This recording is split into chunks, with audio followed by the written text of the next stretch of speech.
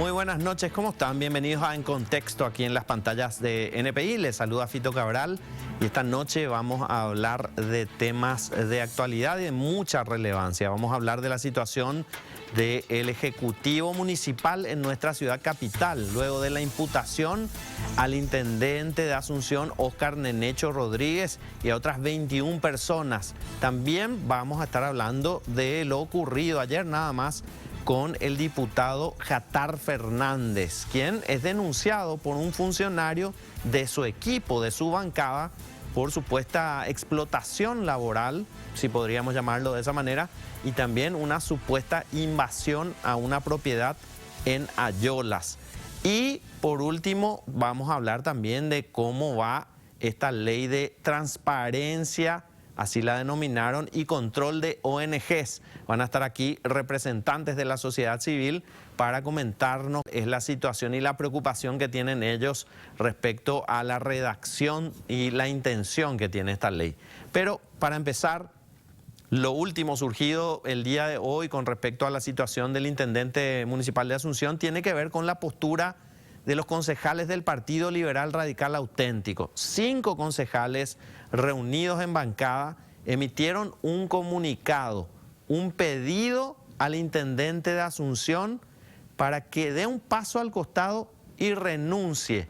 Vamos a leer el comunicado a la opinión pública. La bancada del PLRA de la Junta Municipal de la Ciudad de Asunción, analizada la situación surgida como consecuencia de las actuaciones de la Fiscalía, que derivó en la imputación del intendente municipal y 21 personas más, es de público conocimiento y manifiesta cuánto sigue: que en atención de la gravedad de los hechos denunciados y a la necesidad del total esclarecimiento de los mismos, preservando la gestión municipal, la ejecución de los programas, proyectos y acciones, las obras y servicios que debe prestar la comuna a la ciudadanía y que pueda verse comprometidos y o entorpecidos por procesos judiciales que deben enfrentar los citados, que atentos a los principios republicanos consagrados en el artículo 2 de la Constitución Nacional, que establece que la soberanía reside en el pueblo, y el artículo 53 del Código Electoral, que dispone en el inciso C, en caso de renuncia de un intendente municipal ocurrido durante los primeros 3 años del periodo, el Tribunal Superior de Justicia Electoral convocará nuevas elecciones dentro de los 90 días siguientes al hecho. En consecuencia, manifiesta cuánto sigue: exigir la renuncia del intendente de Asunción. La hicieron la redacción un poco apurados aparentemente, pero exigir la renuncia del intendente Óscar Rodríguez, intendente municipal de la ciudad de Asunción, exigir la convocatoria de elecciones ya para la elección por voto popular al ciudadano varón o mujer como intendente o intendenta de la ciudad de Asunción a fin de completar el presente periodo electoral.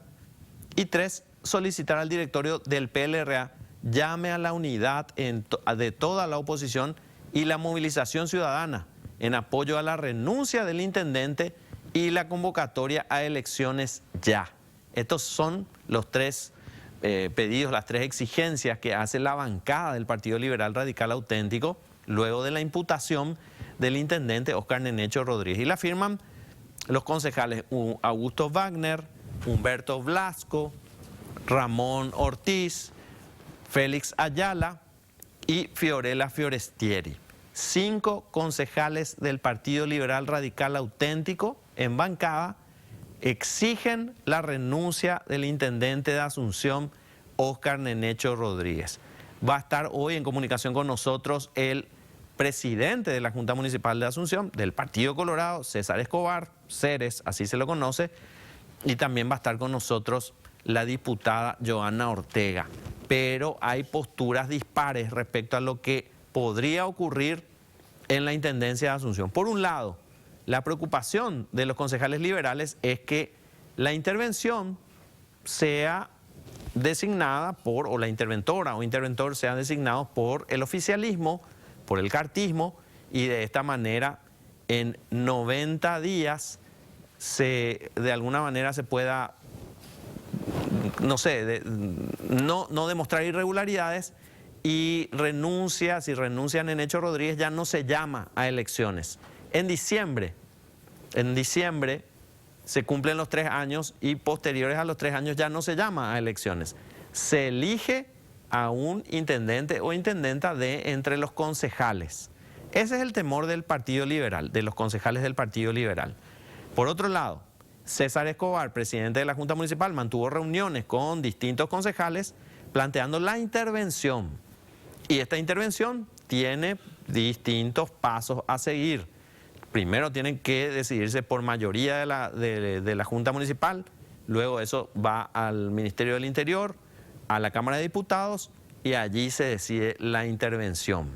O a la Cámara de Diputados y luego al Ministerio del Interior y allí se decide la intervención. Esa intervención dura 90 días y en esos 90 días el interventor o interventora después hace un informe planteando si hubo o no irregularidades. Si hubo irregularidades, después se trata la destitución o no del intendente. Pero para ese momento ya no se podrá llamar a elecciones. Ese es el temor de la oposición en la bancada, en la Junta Municipal de Asunción. Pero bueno, lo que aquí se plantea es que hay como 2 opciones. O renuncia, que es lo que exige el Partido Liberal, el intendente de Asunción, o se interviene. O no pasa nada de esto. Es la tercera opción, que las cosas continúen como están, con un intendente imputado, con otras 21 personas imputadas por el caso de los detergentes de oro y algunos de ellos ocupando altos cargos dentro de la Municipalidad de Asunción, como el propio intendente, sigan cumpliendo sus funciones normalmente, aún estando imputados, porque la imputación no significa que sean culpables, no demuestra culpabilidad. Por otra parte, hay que decir que los concejales liberales, la bancada del PLRA, está cuestionada por el propio presidente del directorio del PLRA. El doctor Fleitas, presidente del Partido Liberal Radical Auténtico, planteó sanciones a los concejales liberales por apoyar los proyectos de más endeudamiento del intendente Óscar Nenecho Rodríguez. Hace un mes aproximadamente, el doctor Fleitas, presidente del directorio del Partido Liberal Radical Auténtico, pidió que se analice en una sesión extraordinaria del directorio sancionar a estos concejales que hoy piden la renuncia del intendente municipal de Asunción. Complicada la situación en Asunción, una ciudad que lo refleja y que nos demuestra con las calles en mal estado, con la inseguridad, con todos los problemas de infraestructura que tenemos, que está ocurriendo también políticamente. Está con nosotros la diputada por Asunción, Johanna Ortega, a quien agradecemos su presencia, porque bueno, es una de las primeras figuras que estuvo cuestionando duramente la administración de Óscar Nenecho Rodríguez, quien hoy finalmente está imputado. Diputada, gracias por estar con nosotros. ¿Cuál es la postura que tienen ustedes respecto a lo que debe ocurrir con el intendente de Asunción, con el ejecutivo municipal? Buenas noches, Fito. Un gusto estar acá en Contexto para hablar un poco de este tema que es sin duda el tema de la semana, ¿verdad? En primer lugar, decir que creemos que la imputación es un paso importante en esto que veníamos denunciando del 2021, que son los recursos municipales de fondos propios, es decir, de dinero de los contribuyentes de Asunción que se usó aparentemente para unas compras, pero que vemos que las compras revisten un montón de dudas respecto a si efectivamente los productos fueron o no entregados, bueno, los precios de los productos, hay un sinfín de cuestiones ahí. Hablamos de unos fondos de emergencia, un rubro, el 831, que se usó durante el año 2020 con absoluta discrecionalidad, porque la emergencia permite justamente compras como más directas, plazos más acotados. Así que vemos que eso es importante, pero hay que decir también, esto llega, no digo absolutamente tarde, pero un poco tarde, 3 años después, ¿verdad? Sí, casi 3 años y medio después. Es un tiempo demasiado amplio como para una imputación por un monto total de este rubro que es de 16.000 y algo de millones, menos de 17.000 millones que fue lo ejecutado por el municipio ese año.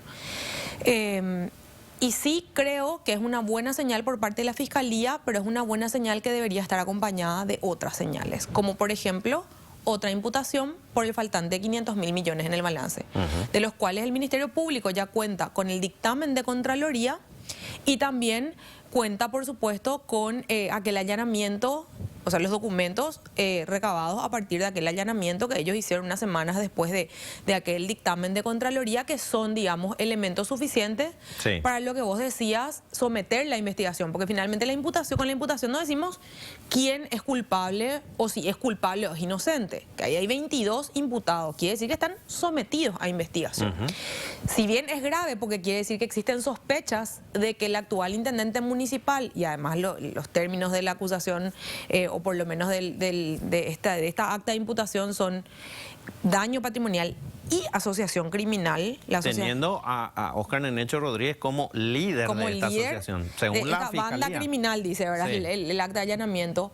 Lo de asociación criminal, sin duda, es suficientemente grave porque implica... La asociación criminal implica, digamos, en términos de decir, es como una banda criminal, que lo dicen ahí, ¿verdad?, creada a efectos de cometer ilícitos. Sí. Con recursos públicos en este caso, ¿verdad? Entonces, yo creo que sí, es grave, pero claro, tienen la presunción de inocencia, tal vez algunos son culpables y otros no. Hay que ver de los 22 imputados quiénes finalmente son acusados ante el Poder Judicial y cómo se lleva adelante ese proceso. Pero sí, aceptando que es una buena señal, creemos que el Ministerio Público tiene que dar otras señales que acompañen esto para esclarecer todas las dudas que existen sobre la administración del gobierno municipal. Le quiero pedir a nuestra producción que busquen el video que, bueno, hoy el intendente de Asunción lanza a través de sus redes sociales, la red social Twitter.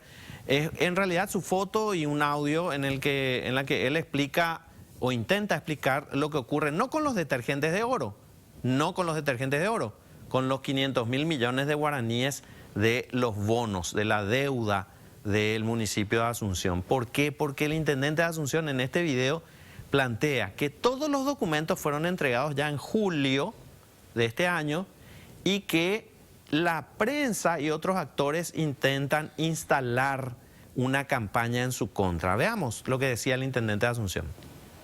Existen algunos actores políticos, medios de prensa, que están queriendo presionar a la fiscalía o a los fiscales encargados de la investigación y específicamente en el tema de los bonos o la utilización de los bonos. En cuanto a ello, quiero manifestar que en fecha 23 de julio hemos presentado absolutamente todas las documentaciones, más de 100 biblioratos conteniendo más de 450 documentos cada bibliorato a la Fiscalía, porque a través de los medios presionan, inventan, mienten y tergiversan diciendo de que hasta hoy en día no hemos presentado ninguna sola documentación. A ver, hay que decirlo, particularmente, personalmente, mi postura es que el intendente de Asunción, Óscar Nenecho Rodríguez, tiene que dejar el cargo inmediatamente. Tiene que renunciar por las dudas que hay en su gestión. Porque entregó los papeles cuando fue requerido por la Fiscalía. Cuando esos papeles tenían que estar a disposición de toda la ciudadanía mucho tiempo atrás, con absoluta claridad. Porque estamos hablando de 70 millones de dólares, 500.000 millones de guaraníes. No pueden entregarse solamente a la Fiscalía luego de un requerimiento, cuando hay una investigación, señor intendente. Esos papeles tendrían que haber estado rendidos en la página web, en un portal de transparencia, cuando se le hizo el pedido a través del acceso a información pública. Lo hizo Ezequiel Santagada, lo hicieron varios abogados y aparentemente hasta ahora no tienen los documentos. Usted entregó los documentos a la Fiscalía. Tiene que hacérselos llegar a la ciudadanía. Tiene que hacer la rendición de cuentas con las facturas, señor intendente de Asunción. Yo me considero parte de la prensa y creo que usted tiene que dejar el cargo. No estoy instalando ninguna campaña ni nada que se le parezca. Es una posición personal. Te quería preguntar, Johanna, ya que ustedes desde hace tiempo vienen investigando y cuestionando esto, ¿hay transparencia en la gestión del intendente de Asunción, Óscar Nenecho Rodríguez? No, definitivamente no, porque esto que él plantea como una entrega de documentos que él ya hizo y como una justificación, en términos luego de políticas de transparencia está mal planteado. Y el intendente no es que no sabe. La Municipalidad de Asunción cuenta con una unidad de transparencia con funcionarios contratados, nombrados para esos fines. Por lo tanto, si hay un ejercicio, digamos, y una política pública de transparencia por parte de la municipalidad, no llegaríamos a la instancia a la que llegamos desde el año 2021. Aquel primer pedido de acceso a la información que yo hice, que deriva después en la denuncia, que deriva en la imputación de este caso justamente, fue del 16 de julio. Y la municipalidad no había entregado los documentos en los plazos que estipula la ley 5282/14 del libre acceso a la información pública. Yo Tuvieron que intimar prácticamente. Un amparo. Sí. Después del amparo, el plazo estuvo vencido.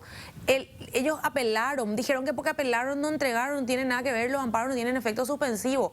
La Cámara de Apelación le dijo otra vez, no, Gerard, tenés que entregar los documentos, ¿verdad? Y aún así los documentos que ellos publicaron, que nunca me entregaron físicamente, que fue algo que costaba en la sentencia de la jueza, pero en fin, se había cumplido el fin que era que estén publicados los documentos, era por 6.600 millones de guaraníes, cuando en realidad la ejecución total era de más de 16.000 millones, ¿verdad? Entonces la transparencia, en términos de política de transparencia, tienen esto que es la voluntad misma de poner a disposición, no cuando te pide fiscalía, no cuando te pide un ciudadano y cuando presenta un recurso de amparo, ¿verdad? Y ellos incluso habían en aquel momento, en este caso que es más chiquito que el de los 500.000, argumentado que los documentos que yo pedía, porque pedía factura y copia de cheque, eran información privada. ¿Cómo van a ser información privada algo que se está pagando con recursos de los contribuyentes de Asunción? Entonces no hay esa. Ellos tienen manuales, porque la instalación de la unidad de transparencia en la municipalidad se hizo en la gestión anterior a la de Nenecho Rodríguez, con un equipo de consultores a partir de cooperación internacional. Yo conozco perfectamente el estudio que se hizo ahí. Se estudió, se hizo un manual de funciones, un manual de rendición de cuentas ciudadanas, que si el intendente realmente tuviera ese ejercicio de transparencia, lo haría de forma voluntaria todo el tiempo. Y no lo hace. Y después hay una trampita en eso, porque yo me paso pidiéndole informes y no me voy a cansar de hacerlo además, porque yo siento que los 14.000 electores que votaron por mí, me votaron para eso, entre otras cosas para que yo controle a las instituciones públicas y sobre todo a la Municipalidad de Asunción, porque soy diputada por Capital. Y él creo que quiere desincentivar el pedido que solemos hacer la diputada Rocío Vallejo y yo, porque cuando pedimos informes nos mandan así 600, así como todos esos biblioratos, con un montón de rodeos en torno a la información que efectivamente pedimos. Pues no nos vamos a cansar, lo que hacemos las dos es nos sentamos, leemos con nuestro equipo y seguimos procesando, y a partir de eso encontramos información gravísima en torno a los 500.000 millones. Como que, por ejemplo, de una de las cuentas de los bonos G8 se había hecho pagos sin que ninguna obra de ese paquete de bonos esté ejecutada, y esos pagos justo se dieron el día que los funcionarios municipales cobraron aguinaldos, ¿verdad? Y bueno, eso encontramos después ahí lo admitieron. Entre 1.000 documentos, y después lo admitieron. El propio jefe de gabinete después salió, después de mucho tiempo y de muchos reclamos, a decir que se hicieron pagos de gastos rígidos, se pagó... con cantinfleo, pero finalmente pues eso es lo que dijeron e hicieron. El adicional del riesgo, se pagaron uniformes, se pagaron horas extras. O sea, gastos que no se pueden pagar con ese dinero. Con ese dinero. Se solventaron con plata de los bonos, diciendo que ellos podían hacer un préstamo entre sus propias cuentas y que después eso se... digamos, se devolvía. La historia de la famosa cuenta única, que Contraloría en su propio dictamen le dice no. El dinero que vos prestás, es como que nosotros prestemos para hacer una... Para comprar una casa con una hipoteca. Tenemos un terreno y queremos construir la casa. Entonces me voy y le digo al banco, quiero construir, por supuesto, al banco le tengo que mostrar mi plano, mi proyecto de obra, etcétera. Y de hecho el banco, cuando te da un préstamo así, te va pidiendo tus avances de obra para seguir los desembolsos. Factura y inspección. Claro, es como que yo haga eso, le diga a mi marido, vení, firma conmigo este préstamo, vamos a sacar, porque él tiene el aval de la Junta, de la mayoría por lo menos, y que después yo le diga a mi marido, cuando él se vaya a mirar la obra no exista. Y me diga, ¿pero dónde está la obra? Y es que me fui al shopping y de vacaciones con mis amigas a Cancún. Compré 2 camionetas. Pero la cuota del préstamo tenemos. Sí. Entonces, es un despropósito sacar un préstamo para algo, no tener la obra, pero tener la deuda, ¿verdad? Y eso es lo que hoy nos pasa a los contribuyentes de Asunción. La deuda tenemos, porque en el pasivo del balance figura la deuda. Ahora, los 500.000 millones no están en el activo y tampoco en las obras. ¿Qué es lo que corresponde aquí? ¿La intervención o la renuncia del intendente de Asunción?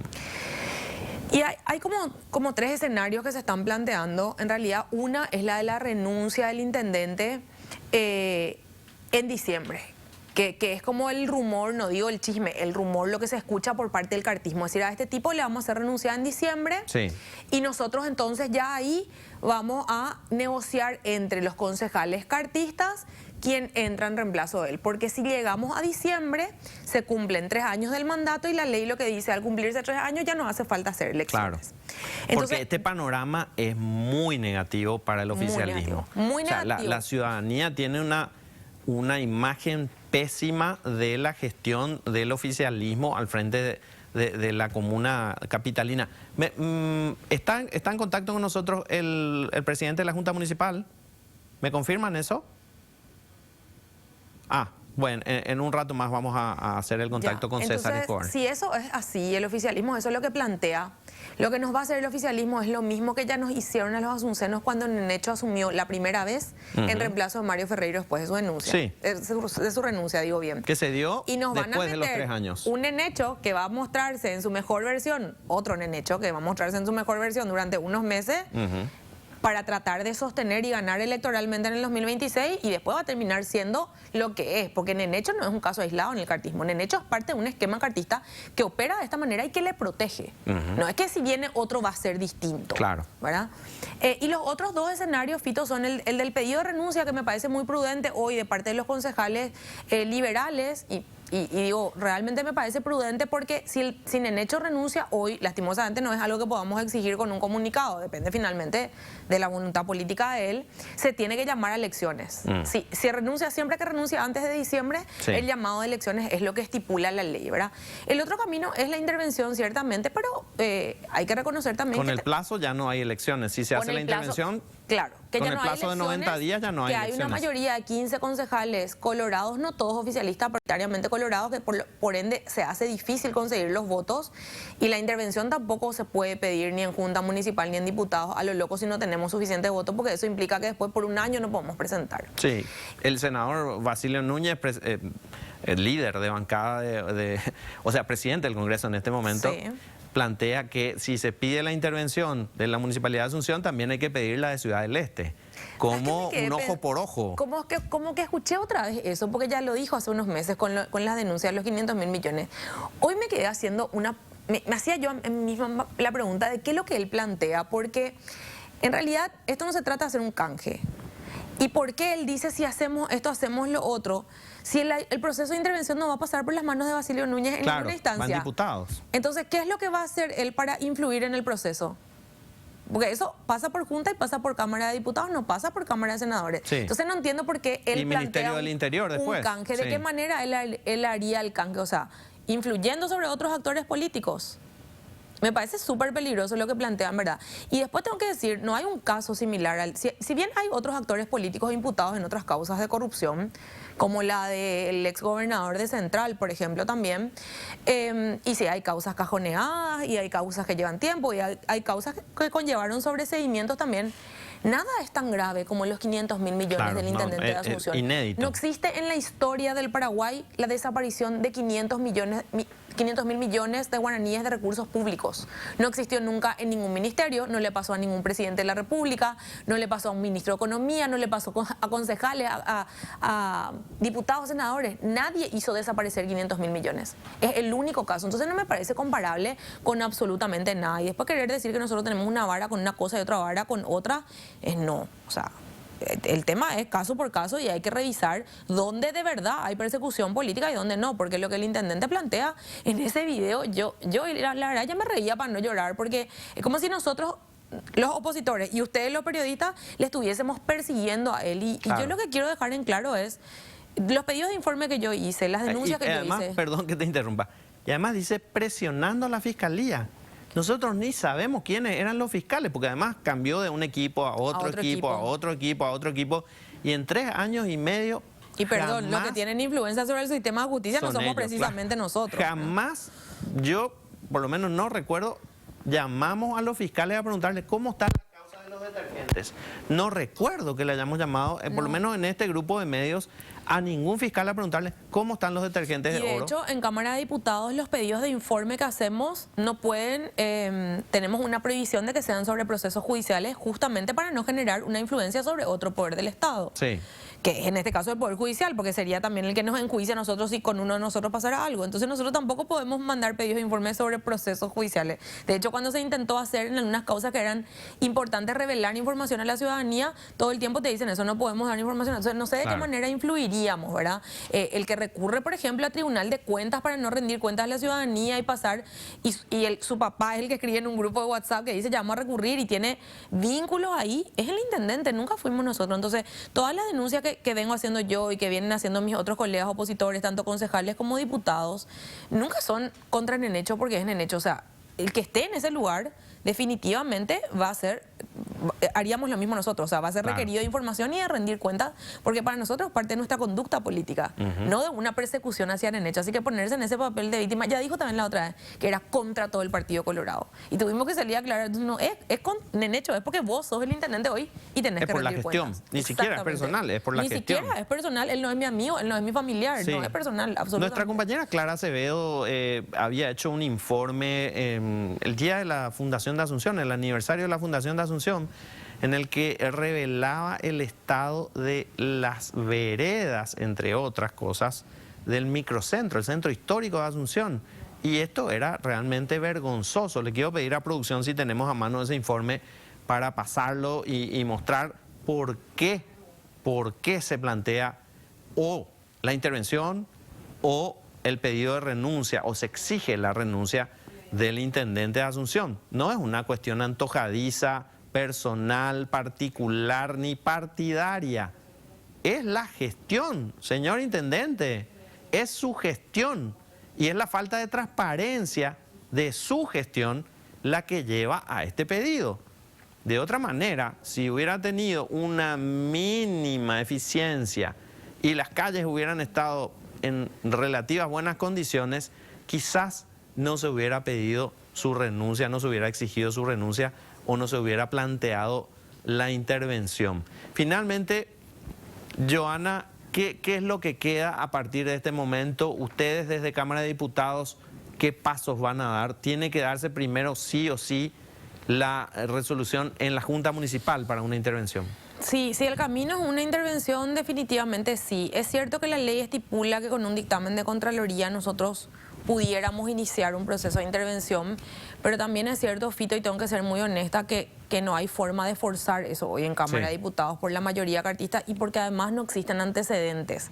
Lo que sucede siempre es que se espera la definición de la Junta, no porque la ley lo estipule así solamente, sino porque además tiene que haber un signo, una señal política por parte del Ejecutivo, digo bien, del Legislativo Municipal, quien debe ejercer la primera Contraloría y el primer control del Ejecutivo Municipal, ¿verdad? Entonces, como no hay antecedentes, sería muy forzado. Y si lo presentáramos, estoy segura, firmaríamos Rocío Vallejo y yo y algunos opositores más, pero los votos no alcanzarían. Entonces, si después eso se inicia en Junta Municipal, donde tal vez son 13 votos, no 41 lo que se necesitan, y puede en algún momento ser lograble, ya no podríamos nosotros darle tratamiento a eso. Entonces, somos muy cautelosos de cómo usar esas herramientas, ¿verdad? Pero sí creo que nosotros podemos hacer esos cálculos políticos, porque somos políticos en primer lugar y tenemos las bancas para hacerlo y tratamos de además explicitarlo a la ciudadanía para que se entienda, pero quien no puede tener progresividad en su investigación ni selectividad es Fiscalía.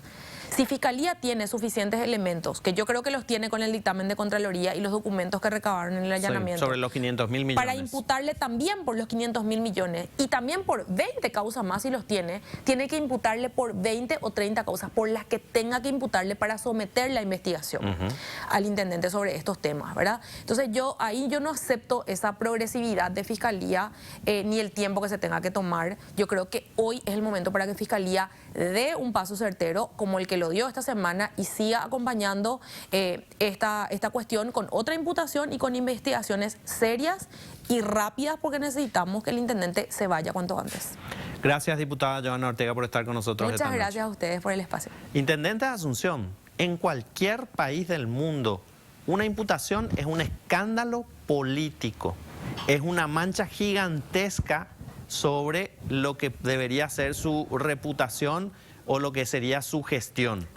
Usted tiene que irse, señor. Intendente de Asunción, Óscar Nenecho Rodríguez, se tiene que ir, tiene que renunciar, tenga un mínimo de decencia y presente su renuncia. A la vuelta de la pausa vamos a estar hablando con los protagonistas de estas denuncias contra el diputado de Asunción, Jatar Fernández, para esclarecer un poco más respecto a lo ocurrido durante su gestión como diputado nacional y el trato que daba a gente de su equipo y la supuesta invasión de un inmueble. A la vuelta de la pausa. Continuamos aquí en Contexto y vamos a hablar del escándalo político que se desató ayer con la denuncia de un miembro de la bancada de Jatar Oso Fernández, diputado nacional por Cruzada Nacional, que luego, pasó prácticamente a engrosar las filas de Honor Colorado en la Cámara Baja. El señor Hugo Rolón nos acompaña esta noche y es el principal protagonista de esta denuncia que, hay que decirlo, desató una serie de reacciones en el ámbito político. Hugo, gracias por estar con nosotros esta noche. Al contrario, muy buenas noches para usted, Fito. Muchísimas gracias por la invitación, por este valioso espacio que me está brindando para poder aclarar más cosas sobre mi problema personal que tuve, ¿verdad? Pero a la vez que es de interés público, nacional.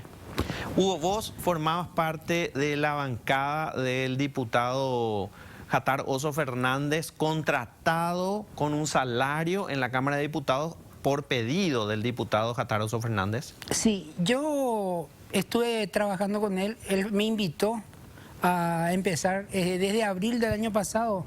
Yo acepté su invitación de ir a trabajar, como que su esposa actual, Ana Ortiz, fue mi jefa en Cruzada Nacional, que estuvimos trabajando por Paraguayo Cubas. Y entonces, como yo me quedé sin trabajo en ese momento, pensé mucho, me insistió ella y accedí. Y estuve trabajando y recién después me contrataron en la Cámara. Sí. Y estuve prácticamente 4 o 5 meses sin percibir sueldo, realmente con propinas que me daba el diputado para manejarme. Sí. Un 200.000 o un 300.000 semanal para mi combustible. Y después de eso te nombran. Después me nombran como contratado. Y después ya por resolución pidió para ser su jefe de despacho. Sí. En la oficina 315 del tercer piso del Congreso, Cámara de Diputados. Es un cargo de confianza, Hugo. Es un cargo de confianza, eso también que voy a aclarar. Yo no tengo estudios académicos, pero sí tengo la preparación y la responsabilidad de asumir ese cargo. Cuando se da dentro de tus funciones de encargado de despacho, te enterás que te correspondía un adicional salarial. En realidad, Fito, el diputado mismo me dijo eso, que con este cargo que a mí me correspondía un adicional. Sí. por esa función, por ese cargo, ¿verdad? Y la verdad me puse contento, porque para una persona humilde, yo soy una persona humilde, trabajadora, sí, y ganar una platita más, pues a quien no le viene bien, claro, en esta época. Y a la par de ser el encargado de despacho, el jefe de despacho, tenías que cumplir funciones domésticas en la vivienda del diputado. Es triste y un poco vergonzoso, Fito, porque generalmente el hombre no quiere hacer la limpieza, menos la limpieza para otras personas. Sí, me llevó a su domicilio y me obligó, o sea que me pidió, ¿verdad? Y pedir es hacer o no hacer. Si haces, continúas trabajando, y si no haces y te negas, estás en la calle. Entonces me vi obligado por la necesidad de hacer la limpieza. Yo sé que vos no querés dar nombres y no te voy a pedir que des nombres, Hugo, pero otras personas estaban en las mismas condiciones que vos. Hay otras personas, pero no quiero ser yo el culpable de perjudicarles. No, sin dar nombres. Sí, hay. ¿Cuántas aproximadamente? Y ahora mismo en Ayola hay como 3. ¿Permanentemente? Permanentemente, y suelen venir hacia acá también. 3 personas que están en la guarida del general, en Ayolas. Sí. Que vamos a mostrar las imágenes después de ese lugar. ¿Y en Asunción? Y en Asunción estábamos como 4 que realmente estábamos predispuestos, o sea que más no ocupaba. En realidad a mí era el que más me ocupaba, el diputado. Sí. Sí. ¿Cuándo se da el conflicto y por qué se da el conflicto con el diputado? En diciembre del año pasado, justamente. En noviembre yo fui nombrado jefe de despacho por resolución con la firma del presidente de la Cámara de Diputados, el señor Latorre. Tengo el documento. Sí. Y bueno, y después yo de un tiempito ya, como yo no tenía descanso y no tenía remuneración por ese doble trabajo, Sí. es un doble trabajo. Por supuesto. Porque después de marcar mi entrada, de hacer mis labores en la oficina, recibir documentos, llevar, son las cosas que se hacen en una oficina. Marco mi salida a las 13:30, 14 menos 15, y de ahí ya tenía que dirigirme a la vivienda del diputado. O en otras ocasiones directamente me iba con él en su vehículo. Sí. Y tenías que estar ahí hasta altas horas de la noche. Y terminaba la jornada 11:30, 12 de la noche. ¿Y cuándo se da el conflicto? ¿Por qué? ¿Hay una discusión? ¿Hay un reclamo de tu parte? Ah, sí. ¿Cuál es la reacción del diputado Qatar Discúlpame, Fernández? en esa parte me salté un poco. En el mes de diciembre del año pasado, yo le dije al diputado que yo ya no podía más hacer esa función, porque necesitaba ver otro trabajo y tener otra entrada. O sea, podía ser jefe de despacho, pero después quería tener un ingreso extra haciendo otro trabajo. Claro, o sea, le hice entender, ¿verdad?, que solamente que ya quería hacer la función a la cual yo fui asignado y a la cual él me había invitado y prometido que yo iba a estar ahí nomás. Sí. De lunes a viernes o en ese horario, Fito. Correcto. ¿Y qué responde él cuando vos le haces el reclamo? Se ofuscó totalmente. Me dijo, textuales palabras, yo soy tu patrón, yo soy el que te pago tu sueldo. Y yo le dije, en su oficina, le dije, no, diputado, le digo, vos no me pagás mi sueldo, le dije. Yo soy contratado del Congreso, el Congreso a mí me paga mi sueldo, diputado, le dije. Es una costumbre ya tratar de decirle diputado, ¿verdad? Sí. Por respeto, pero en realidad él te obliga a que le digas así. Te prohíbe que le digas oso o jatar. Ajá. Inclusive a su mamá le obligaba a que le diga diputado. No puedo creer, Hugo, lo que me estás diciendo. ¿Para qué voy a mentir, Fito?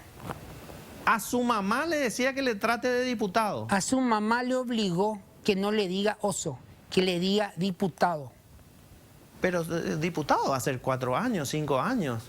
Después va a seguir siendo oso. Y además, si yo soy tu papá o tu mamá, vos sos mi hijo o mi hija, no sos diputado, no sos senador, no sos presidente. Vos sos mi hijo. No puedo creer, Hugo, lo que me estás contando. No tengo ninguna necesidad de... ¿Hay agresiones físicas en algún momento y por qué? Bueno, se fujó en ese mes y me echó de la oficina. Entonces yo sabiendo bien que tenía el contrato, ¿verdad?, que por lo menos tenía que esperar que se cumpla, y me quedé enfrente de la oficina Sí. con prohibición de ingresar a la oficina. ¿Marcabas todos los días? Marcaba y me iba enfrente de la oficina. La oficina termina en el fondo del pasillo a la derecha, Sí. en el tercer piso. Bueno, y ahí están las sillas y ahí yo tenía que permanecer En el freezer. en el freezer, pasillero. Hay un momento dado, Hugo, en el que él menciona en unos audios, no sé si es él el que está en los audios, vos afirmás que sí es él el protagonista de estos audios. Tendría que escuchar, Fito. Vamos a escuchar el audio, si se puede, en el que él, con un trato casi autoritario, habla a un grupo de personas y dice que les va a descontar, que si se rompe algo en la guarida, le va a descontar 5.000 guaraníes. Bueno, ese audio que vamos a poner en un ratito. Vos llegaste a ir a la guarida del general en Ayolas. Desde un principio. ¿En qué fecha empezó todo eso? El 2 o 3 de febrero. Ujú. Creo que era un sábado. Escuchamos un ratito los audios y me confirmás si es el diputado. A ver. Dale, Fito. Buen día a todos. Hoy a las 8 hay reunión en casa. Quiero que anoten cada uno cuál es lo que es su función. Y el que no tiene función, no tiene nada para hacer ahí, le aviso ya que le voy a echar. Esta noche lo le voy a echar. Así que anoten todo lo que hacen ustedes en la semana para ver qué carajo hicieron durante este año. La gran puta. A modo de información para toditos. Ahora, cualquier cosa que se rompe allá en la guarida o desaparece, a toditos le voy a contar. Le aviso ya. A todos. O sea, a mí no me importa quién rompe. Ese ya es problema de ustedes, vean. Algo desaparece o algo se rompe, a toditos le voy a contar. 5.000 guaraníes, no hay problema. Dividido 10, no sé cuántos putas son. mi vanidad cada uno le voy a contar. Pero el aviso ya. No, hoy ya por pajeros que son, murió mi perro también. Esas cosas así no pueden suceder. ¿Te afecta cuando escuchas esto, Hugo? Me altera, Fito. Es como una persona que... Son los dos últimos audios que escuché de él. Sí. Y con ese mismo tono, con esa misma forma prepotente, con esa misma forma me maltrató, me pegó y me dijo que me va a matar. ¿Cuánto tiempo estuviste sometido a esto? 1 año, 4 meses. ¿Y cómo te afectó, Hugo? Porque, a ver, yo me imagino en un ambiente laboral, tener este trato diariamente, ¿te afecta psicológicamente, anímicamente? ¿Llegas a tu casa destruido? ¿Cómo te afectó a vos? Totalmente, Fito, si no tenés vida. No tenés vida si todo el tiempo le tenés que estar sirviendo a una persona que no te valora, que te está utilizando. Esa es la realidad, Fito. Quiero decir que nosotros invitamos repetidas veces al diputado Jatar Oso Fernández para que esté aquí hoy, para que esté, él sí quería estar primero o después de Hugo y dar su versión.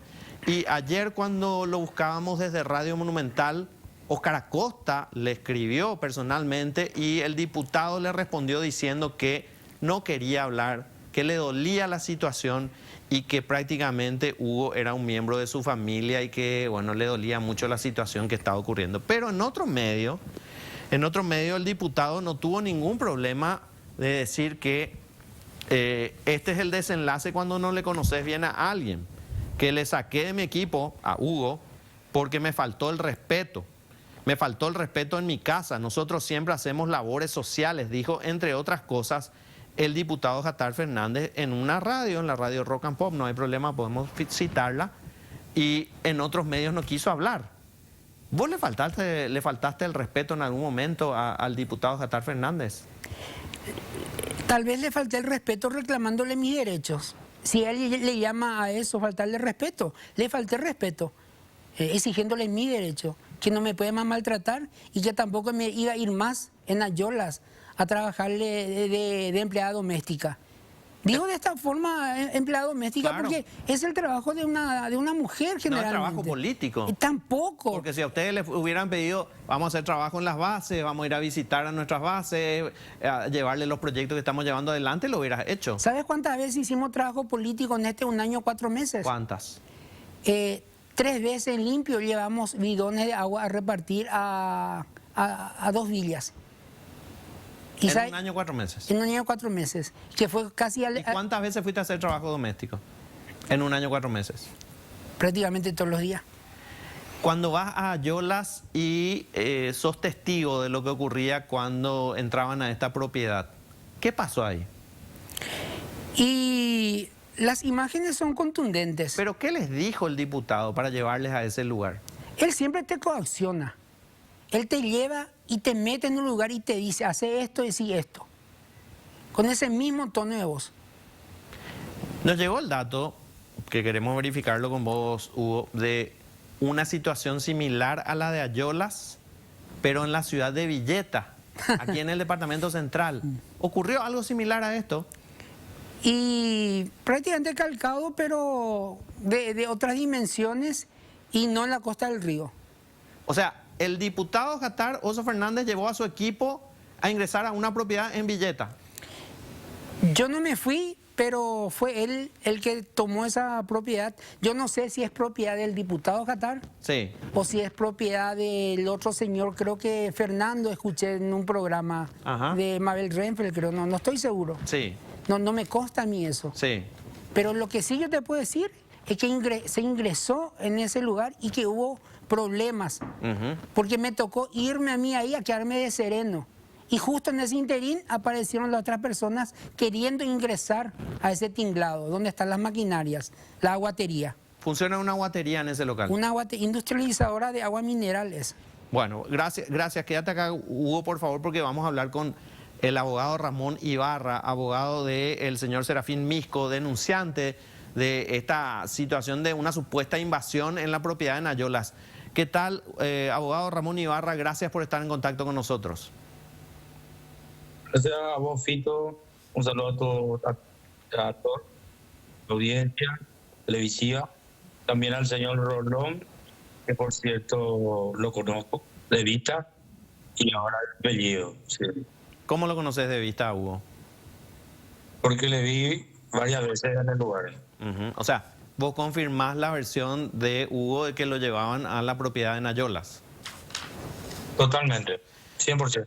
3 de febrero de este año 2024, el diputado Jatar Oso Fernández con un grupo de personas ingresan a la propiedad en la que tiene su emprendimiento el señor Serafín Misco.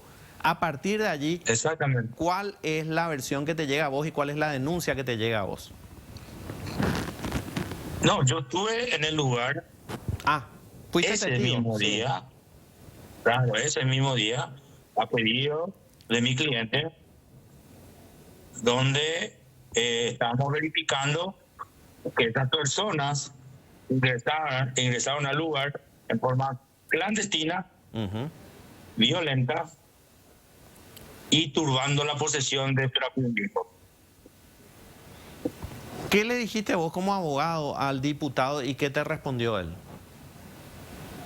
No, lo que yo tenía eran videos de la mañana, Sí.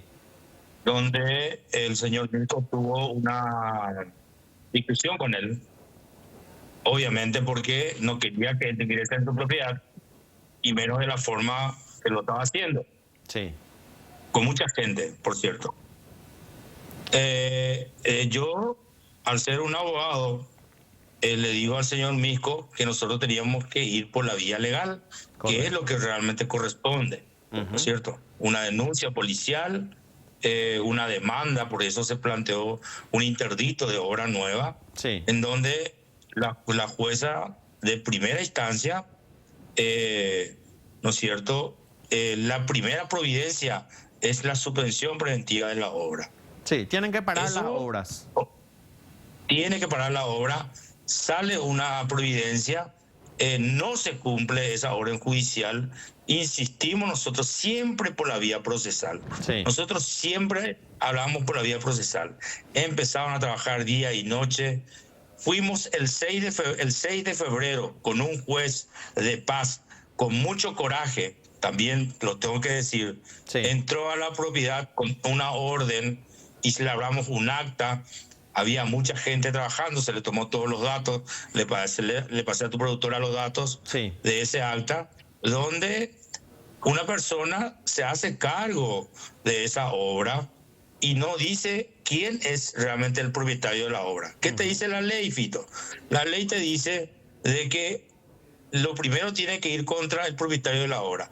Al no saber el propietario de la obra, tiene que ir contra el encargado de la obra. Entonces tuvimos que demandarle de la obra hasta que el encargado, después de mucho, durante el proceso, desde febrero, tuvieron muchas chicanas, recusaron a la jueza un par de veces de suspensiones de la sustanciación del proceso, y ahí Fernando Gómez le manda al frente a Jatar Fernández, procesalmente. El encargado de la obra, Fernando Gómez, dice: el propietario es Jatar Fernández, o el responsable es Jatar Fernández, el mandante es Jatar Fernández. Exactamente. Exactamente. En esa audiencia ante la jueza Nancy Larré, entonces se amplía la demanda contra el diputado Jatar Fernández. Perdón, pero ante esos 6 meses... Ahí te quiero interrumpir un segundito, porque aprovechemos que está acá Hugo Rolón, que es testigo de primera mano.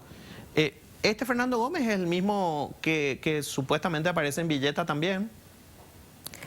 Sé que el nombre es Fernando, no estoy seguro, Fito, si es Gómez. Correcto. Y esto que relata el abogado Ibarra de la orden de parar las obras, ¿llegaste a escuchar al diputado Jatar Oso Fernández hablar sobre esa orden judicial?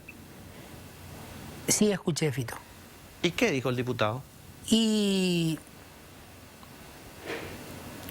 agarra y llama a sus contactos telefónicamente, pero más datos no puedo decir, Fito. ¿Contactos políticos, judiciales? Personas influyentes. Sí. Ok, Hugo. Gracias, Hugo. No te quiero comprometer. Sí. Pero es muy importante, abogado, que tengamos, digamos, este contrapunto para ver la línea de tiempo y las acciones que se dieron, porque la obra no paró y se desacató una orden judicial. ¿Cuál es la consecuencia de desacatar una orden judicial como la que se dio a partir de esta supuesta invasión?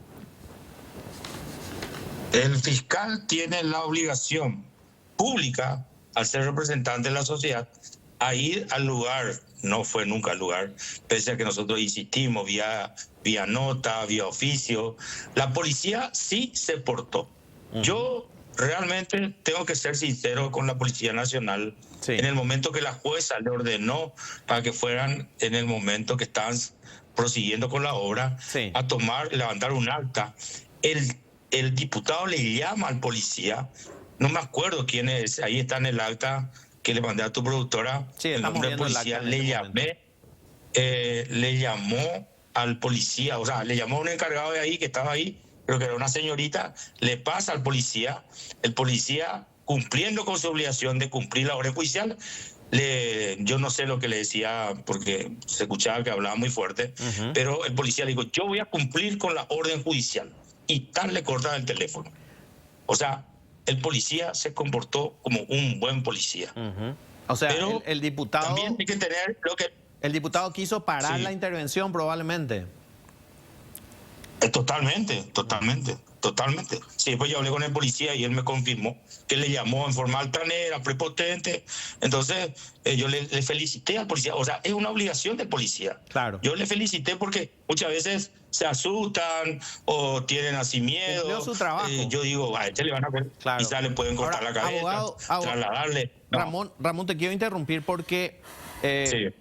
Cuando Hugo dice, llamó a sus contactos a partir de que se dio una orden judicial de no innovar, de no continuar con la obra, el señor Misco habla que en algún momento el diputado le dice, yo soy amigo de Carlos, y no sabía el señor Misco a quién se refería y después le aclara que se refería al diputado Carlos Arrechea. Hay unas fotos, que ustedes recolectaron. Y quiero saber si tenés a mano una pantalla. Te voy a dar una primicia. Te escucho. Te voy a dar una primicia.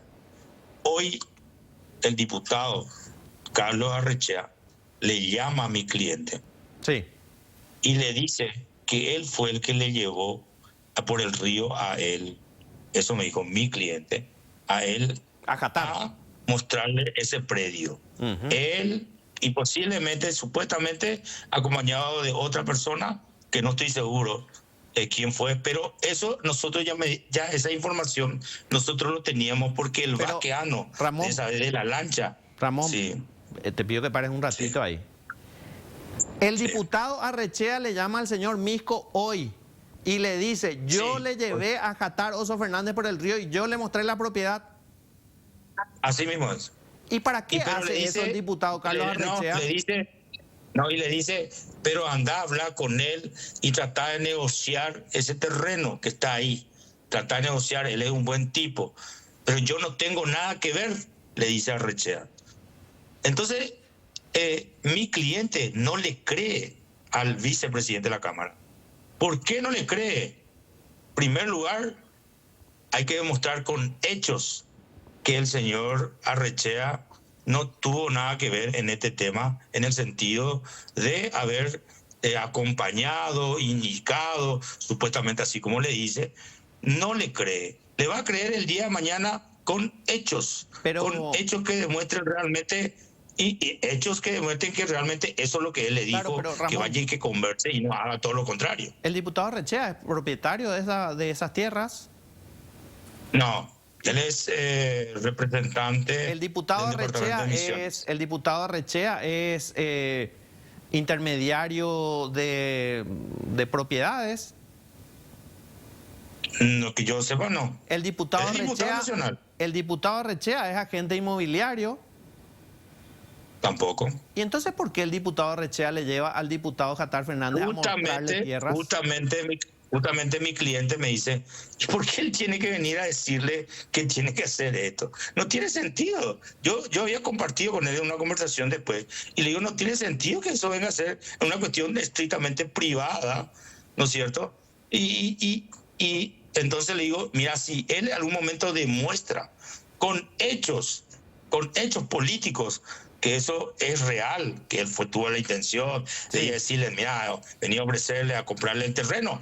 Ah, bueno, está bien, totalmente, Pero bueno, no hay ningún problema. hay algo que no cuadra. Hasta ahora mi cliente no le cree. Claro, Hay algo que no cuadra, Ramón, porque el diputado Jatar Fernández, a través de su abogado, nos hizo llegar un contrato de alquiler de esta propiedad. ¿Qué tiene que negociar un inquilino con tu cliente?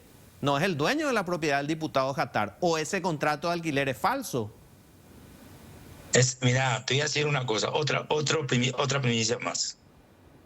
El supuesto contrato que hace él no le da derecho a ejercer violencia,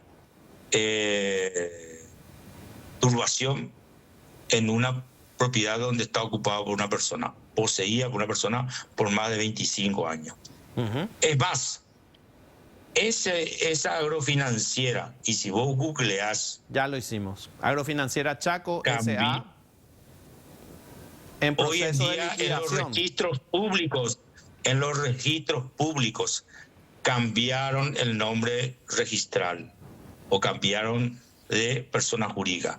Se llama Hadar Centauri S.A. Googlea y busca quién es Hadar Centauri S.A. y a quién pertenece. Te digo esto porque nosotros estábamos en un trámite de usucapión antes de que el señor Jatar Fernández y compañía turbaran la posesión de Misco por 2 hectáreas. Y en mayo, el 5 de mayo, registros oficiales a través de vías legales, conseguimos que esa propiedad hoy está a nombre de Hadar S.A. sin reconocer mi mandante, sin reconocer la propiedad en él ni en nadie. Ramón, eso lo están haciendo. Una cuestión nada más que le quiero preguntar a Hugo acá para ir otra vez haciendo ese contrapunto. Hugo, ¿en algún momento vos participaste de ese paseo en lancha para mostrar la propiedad? ¿Viste? No, Fito. ¿Y escuchaste hablar de ese paseo en lancha con el diputado Arrechea? No, tampoco, Fito. No escuchaste. Habrá sido en otra oportunidad en la cual yo no habré viajado ahí. Claro. Y me quedé a hacer cuestiones, o sea, que trabajo acá. Perfecto. Ramón, a partir de lo ocurrido en estos días y bueno, de la supuesta inacción del fiscal, con quien hablamos ayer, el fiscal Hugo Dávalos, él decía que bueno, esta es una cuestión civil, que no puede intervenir su unidad. ¿Qué van a hacer ustedes a partir de ahora, Ramón? Él está mintiendo. El fiscal. Él está mintiendo. Yo hablé varias veces con él. Fui personalmente a hablar con él.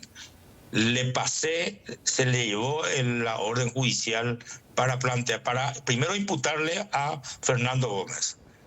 Pedimos la última vez para allanar el domicilio por vía judicial y individualizar a la persona que no estaban cumpliendo la orden judicial. La orden judicial es erga omnes, no es contra una sola persona. Sí. ¿No es cierto? Ahí dice prohibición de seguir con la obra sobre la finca tan. Son 3 fincas. Sí. Una de 5.000, otra de 8.000 y otra de 10.000. Así está determinado esa... Y miente, y nosotros fuimos a hablar con él. Y me dijo que Jatar Fernández le llama por teléfono y le habla de forma prepotente. Al fiscal. Y yo le digo al fiscal, mi querido fiscal, no tengas miedo. Procede, yo voy a pedir su desafuero, le voy a imputar. Esas fueron las palabras textuales que él me dijo. Yo le conozco al fiscal Hugo Dávalos. Pero no ocurrió tal cosa. Voy a hablar varias veces con él. Pero no ocurrió, no hubo imputación ni pedido de desafuero. Pero no ocurrió. No ocurrió. Bueno, ya nos ahí imaginamos la por jueza qué. se dirige a él y le dice que investigue, que vaya, que se inicie una investigación. Nunca pasó. Ramón y te pasé Ibarra, el documento oficial. Sí, tenemos los documentos, te agradecemos muchísimo, abogado. Gracias por estar con nosotros esta noche, muy amable. Gracias a vos también por la intervención. Hugo, últimas palabras. Si te tuviera que dirigir al diputado en este momento, ¿qué le dirías? No tengo que decirle nada. que él procure defenderse de lo que yo estoy relatando.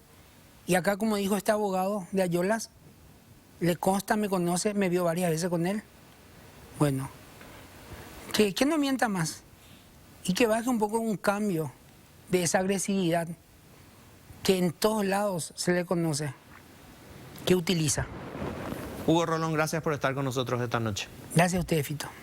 A la vuelta de la pausa vamos a hablar de la ley de control y transparencia de las ONG con representantes de la sociedad civil. Ya volvemos.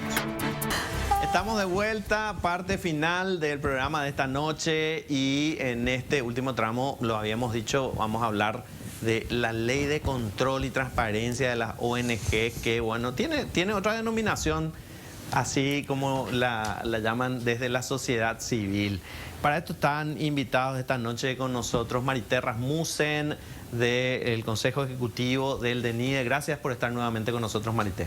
Realmente, Fito, es un gusto y compartir acá con Pepe, ¿verdad? Y con toda tu audiencia. Soy una fan de tu programa. Gracias, Marité. Y está con nosotros también José Luis Cartes, director ejecutivo de Huirá Paraguay. José Luis, ¿cómo estás? Muy buenas noches, también muy contento de estar acá, compartir con tu gran audiencia. A ver, empecemos aclarando esto que ya lo aclararon 1000 veces. Las organizaciones no gubernamentales, organizaciones de la sociedad civil, están a favor de los controles. Pero por supuesto lo que buscamos es la transparencia sin ningún lugar a dudas. O sea, eso es... pero 100%, y eso es lo que yo siempre digo cuando uno empieza a hablar, ¿verdad? Porque aparentemente existe un speech extraño dentro de la ciudadanía y algunos quieren instalar, ¿verdad? Algunos legisladores, sobre todo en la Cámara de Senadores, quieren instalar eso y no es cierto. Nosotros estamos súper controlados, manejamos fondos públicos y fondos privados, que bajo ningún punto de vista los fondos públicos y privados pueden tener el mismo tratamiento. Naturalmente tenemos como 20 controles, o sea, digamos en la parte organizacional completa estamos registrados en todo. Primero lo somos autorizados por el Poder Ejecutivo, ¿verdad? Por un decreto del Poder Ejecutivo. Estamos registrados en 20 lugares, rendimos cuentas, presentamos balance, presentamos auditoría, todo presentamos de completo de la institución. Y por supuesto que la parte pública presentamos de una manera increíble. Sí. O sea, yo creo que la ciudadanía tiene que tomar conciencia, primero, de cuál es la función de organizaciones de la sociedad civil como nosotros. Cumplimos un rol extremadamente importante para el desarrollo y desenvolvimiento del país, porque actuamos junto con el sector empresarial y con el sector gubernamental. Y todos juntos construimos un país sostenible. Ahí donde el Estado no puede hacer. Donde el Estado no puede hacer. En nuestro caso específico de NIDE, por ejemplo, para que se magnifique un poco. En realidad tenemos ya 58 años de vida institucional, ¿verdad? Pero para que se magnifique la función que nosotros ejercemos, tenemos 120 usuarios con 43 profesionales, porque la discapacidad intelectual, primero, no está muy visibilizada. Segundo, no existe un censo específico. Pero prácticamente cada uno de los usuarios nuestros requiere un programa diferente. Y yo pienso, 58 años de vida institucional, con personas que prestan su tiempo voluntariamente sin ningún tipo de retribución, pero con esta ley también pueden estar sujetas a unas sanciones increíbles, $350.000 la institución y 190.000 los integrantes de un consejo. ¿Quién va a integrar un consejo? Realmente la ciudadanía toda pierde si es que nosotros, claro. Y el Estado también, porque el Estado no puede cumplir esa función. José Luis, ¿a ustedes les preocupa la forma en que está redactada esta ley, sobre todo en cuanto a las sanciones, verdad? Sí, por supuesto. También quiero complementar, ¿verdad? No solamente estamos a favor de los controles, también lo practicamos. Más de un cuarto del tiempo administrativo de mi institución nosotros lo hacemos cumpliendo con todos los requisitos, todos los controles que hay. Y a nosotros nos favorece eso porque recibimos fondos del extranjero. Sí. Y los países, las organizaciones de los países que recibimos nos exigen estos controles. Entonces, para nosotros estamos bien con eso. Entonces leemos la ley y la ley básicamente es muy, como diríamos, autoritaria. ¿Por qué? Porque si hay un error en una semejante burocracia, ¿verdad? Que te piden 1.600 páginas de documentos y hay un error, te pueden aplicar sanciones a los directivos del orden de $350.000. Yo no tengo $350.000, así que no me pueden sacar esa plata. Si quería ser voluntario de una de las organizaciones, me olvido de eso. Me voy a ir a DNID, ¿verdad? Y aparte de eso, pueden decomisar o expropiar bienes de la institución. Que yo no veo en ninguna otra ley, salvo la que tiene que ver con crimen organizado. Yo veo, que comisa los bienes. Fito, yo veo eso mismo, pero en otros países. Yo veo eso en Nicaragua, Rusia, que es lo que está pasando, en Hungría, en Venezuela con Maduro. Son regímenes totalitarios lo que aplican ese tipo de leyes. ¿Qué está pasando en Nicaragua? ¿Cuántas organizaciones de la sociedad civil se están cerrando? Sí, como un garrote político se utiliza esta ley en otros países. Exacto, es una ley de control político, no de control financiero, porque convengamos que hay organizaciones, nosotros nos preguntamos por qué hay organizaciones que tienen faltas millonarias en su administración, porque nosotros no podemos dar un paso sin mover un guaraní. Todos nos controlan, de arriba a abajo. Entonces, existe un marco legal vigente, existe un marco administrativo al que estamos sometidos. Entonces, si hay una organización así, es cuestión de que no se les controla. Que conste que ustedes no están en una organización de activismo político. Ustedes están en una organización de carácter social, totalmente ambiental. Social. Pero si le tocan a otra organización, después les puede tocar a ustedes. No, pero la ley es tan ambigua que incluye a todos, desde individuos hasta gremios empresariales. Es totalmente ambigua. Entonces, eso es lo que nos preocupa, ¿verdad? Pero aparte, la sociedad civil, como te dije, presta un servicio importantísimo, de manera que va directamente contra la sociedad civil, y eso también hay que empezar a pensar que nos puede afectar el grado de inversión, porque resulta ser que una de las principales fortalezas justamente es el poder que tiene la sociedad civil para ayudar al Estado a cumplir su función. O sea, es un contexto, esto se fue ampliando, cuando comenzó la ley todavía no teníamos grado de inversión, ¿verdad? Pero ahora es como para que la gente empiece a pensar y repensar. A nosotros, ¿verdad?, nos dio cierta luz, por decir así, la recepción que tuvimos en diputados. Fue una muy buena acogida, pero lamentablemente no se llegó a formar la mesa técnica de trabajo de la sociedad civil con la parte legislativa. ¿Y qué les dicen los actores políticos? Y nada, nos escuchan. ¿Cuál es la presión que reciben y de dónde viene esa presión? No, pero eso no nos dicen, eso no nos van a decir, ¿verdad? Pero nos escuchan, entienden, comprenden que hay muchas organizaciones que actúan bien. Nosotros dijimos lo que deberían hacer entonces es una ley donde establezcan que aquellas organizaciones que hacen campaña política partidaria entonces sean sancionadas. Eso es otra cosa. Pero evidentemente ese es, digamos, ese es el origen, claro, porque por la comisión esta que se creó antilavado justamente se trató ya ese tema. ¿De las ONG? Sí, claro, de las ONG que hacen campañas políticas, y el Tribunal Superior de Justicia Electoral, a través de su representante, dijo que no había ninguna rendición de cuentas, evidencia de campañas políticas. Entonces, me parece genial que hagan una ley así, porque lógicamente no pueden incidir en política partidaria, pero políticas públicas. Yo hablando ahora contigo puedo incidir en una política pública. Por supuesto. Entonces es un absurdo. Exacto, justamente ese es el punto, ¿verdad? Porque yo escuché palabras de parlamentarios que dicen: las organizaciones no pueden hacer políticas públicas. Y bueno, eso es algo bastante... Todos tenemos que hacer políticas públicas. Lógico. Todos los ciudadanos de un país deberían, por supuesto, hacer políticas Cuando yo estoy en una ¿verdad? comisión vecinal, estoy haciendo políticas públicas. Y las porque busco la comisiones seguridad de mi vecinales barrio, porque quiero mejorar la plaza, porque quiero que la escuela esté en buenas condiciones. Entonces, ¿quién va a definir si vos estás haciendo política partidaria o no? Si una organización le molesta a una autoridad de un municipio, de una gobernación, ¿por qué no van a aplicar esta ley para sancionarle? Es muy peligrosa esta ley. Sí, acá estuvo Mariano de la Federación de Vecinalistas, Mariano Vareiro. Esa es una ONG.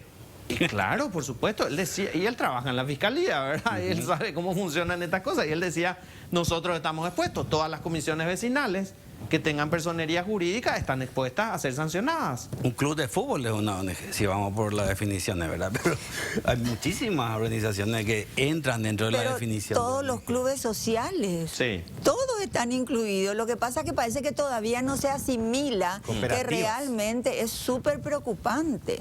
¿Y en qué estado se encuentra la ley? Y está en estudio en la Cámara de Diputados, en diferentes comisiones. Ajá.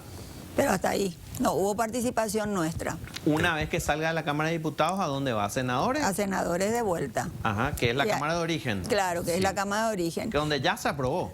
Eso se aprobó así a rajatabla sin ninguna discusión. Nosotros habíamos solicitado audiencia y el día anterior se convocó a una sesión extraordinaria y se aprobó. Sí, se apuró ese tratamiento. Se apuró totalmente. Es rarísimo lo que ocurre. Sobre tablas. Y se tenía que conformar la mesa de trabajo que todavía no se conformó con diputados. Ojalá se conforme porque hay tiempo hasta el 9 de octubre. ¿Hubo alguna audiencia pública? ¿Participaron las organizaciones? Sí, hubieron una audiencia pública. ¿Y cuál fue el tenor de la participación? Y no, súper bueno. Todos expusieron lo que nosotros estamos hablando, ¿verdad? Pero un sector minoritario de la Cámara de Diputados es el que escuchó.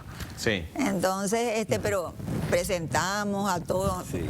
A todos presentamos, bueno, el presidente de la Cámara de Diputados, como te digo, muy abierto.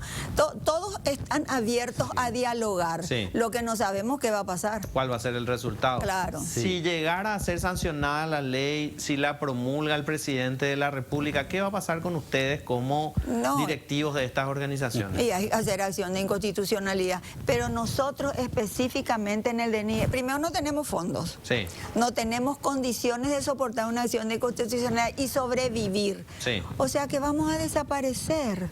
Una organización que trabaja en pos de dar visibilidad a la discapacidad intelectual, inclusión social, laboral, escolar, un trabajo arduo, increíble, con unos profesionales espectaculares. ¿Corren riesgo de desaparecer? Corremos el riesgo de desaparecer.